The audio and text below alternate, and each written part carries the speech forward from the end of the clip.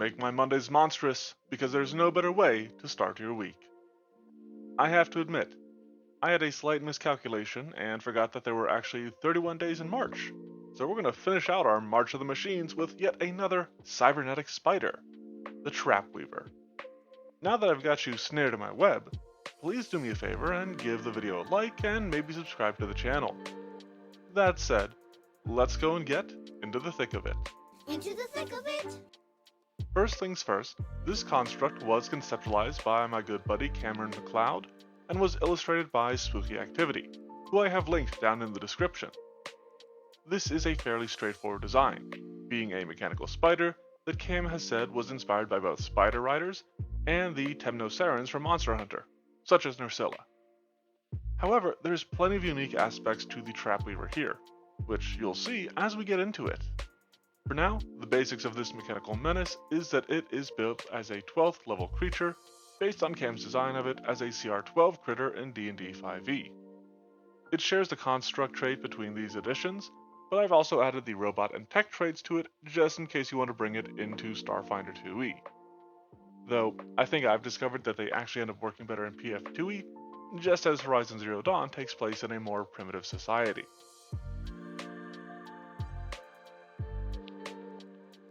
When it comes to discussing the Trapweaver's numbers, its highest bonuses actually have a tie.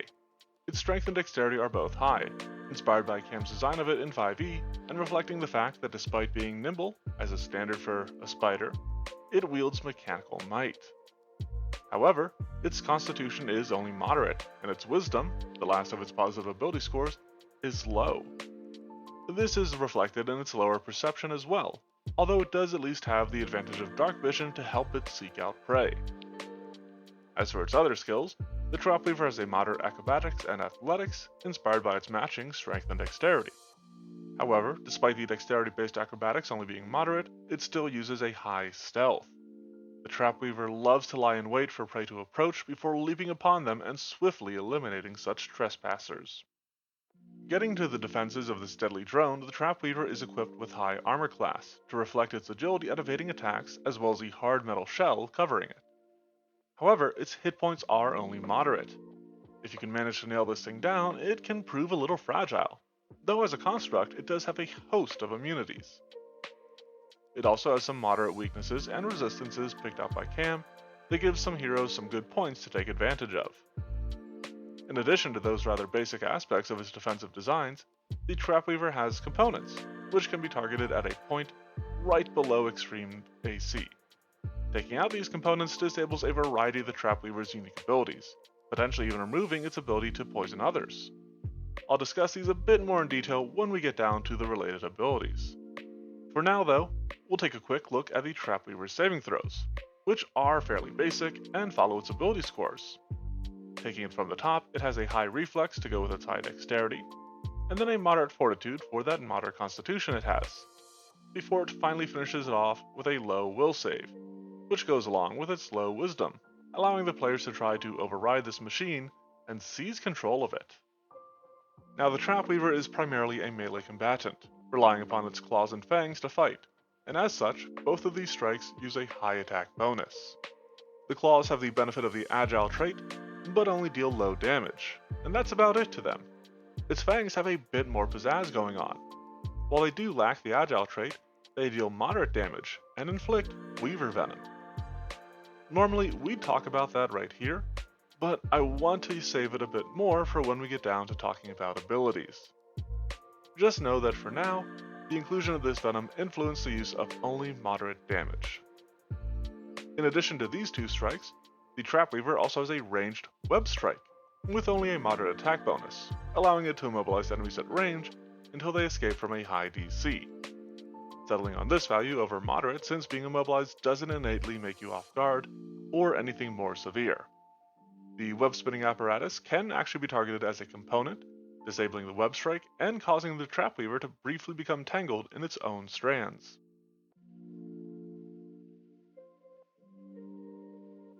I suppose we'll kick off abilities with a look at the Trapweaver's Venom. As is tradition when it comes to me and toxins, I only used a moderate DC while designing it, while it has decent damage with an advancing clumsy condition. At least, normally. because in addition to this rather simple venom, the Trapweaver has the Tailor Toxin action, which allows it, as a single action, to adjust the condition that its poison inflicts. It might switch to a stupefying toxin to afflict a caster with, or an enfeebling toxin to weaken the muscles of a warrior. Additionally, this toxin catalyzer is a component that can be targeted to disable the Trapweaver's venom entirely. In addition to being able to poison creatures, the Trapweaver has another way to modify its attacks through the use of the Electrify ability. This is another single action that infuses all of its strikes, even its web, with some extra electricity damage. At this level, the 2d6 additional damage it provides will bump up the Trapweaver's damage values by about one step, from low to moderate and moderate to high. Additionally, if a Trapweaver critically hits a creature while its attacks are electrified, it leaves them stunned 1, as the electricity courses through to their body. This is another option that can be disabled by targeting its charged cell component, which also removes the Trapweaver's electricity resistance. In 5th edition, Cam designed the Trapweaver to have an ability to drop down on prey, which I sought to represent through its predatory leap. Upon using this action, the Trapweaver long jumps towards an area and lands with enough force that nearby enemies must attempt a high DC reflex save to avoid being knocked prone. Now, if it only did that, I could probably get away with making this as a single action ability. But as you notice, it is 2 actions.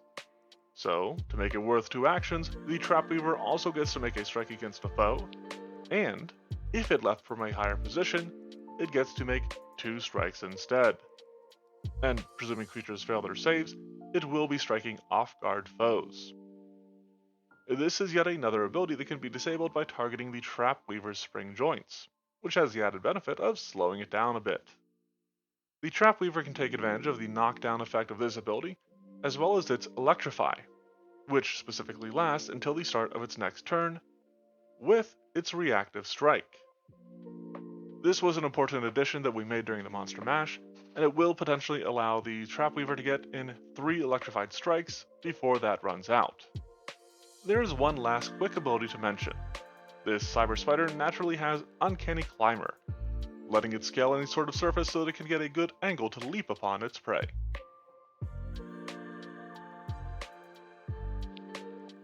That's our machine made and the last one for the month. Settled in the shadows and searching for snooping squatters, this sinister cyber spider singles out scapegoats to subvert with specialized substances that stain their self and soul.